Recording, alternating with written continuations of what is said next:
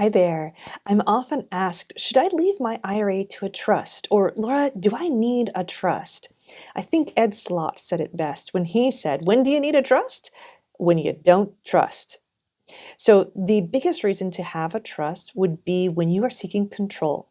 If you are leaving your IRA assets to someone who is a minor, to a beneficiary who is incapacitated or incompetent or vulnerable to the influences or wishes of others, then you might consider using a trust.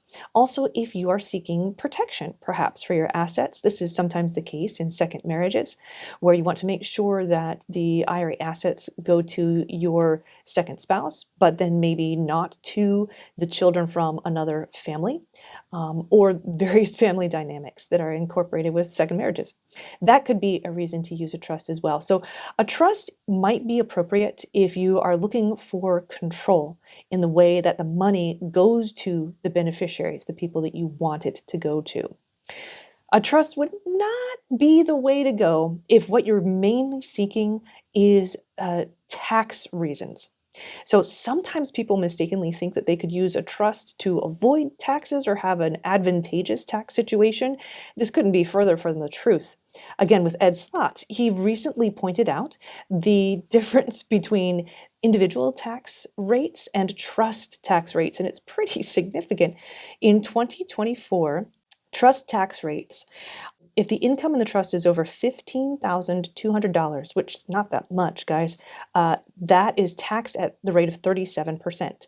That's the highest tax rate in the US tax code at the moment. So a married couple filing jointly, for example, would not hit that high 37% tax rate until they had a taxable income over $731,200. That's really different. So trust tax rates can be actually a disadvantage to using a trust as a beneficiary. Now, really what you need to do if you're considering a trust is talk to a knowledgeable attorney.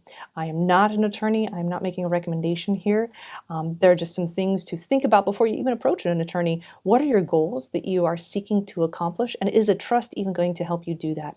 So control over how assets go to your beneficiaries, that might be worth a trust conversation. Advantages in taxes, don't even bother. In my opinion, that's not a reason to use a trust. Again, going back to Ed Slott, he said there's no tax benefit that can be gained with a trust that cannot be gained without a trust. That might be more of an accountant or a CPA conversation. Hope this has helped a little bit to think about whether or not using a trust as an IRA beneficiary would be appropriate for what you're trying to accomplish. Bottom line, just think about your goals and then talk to the appropriate professionals who can help to guide you. Have a great day.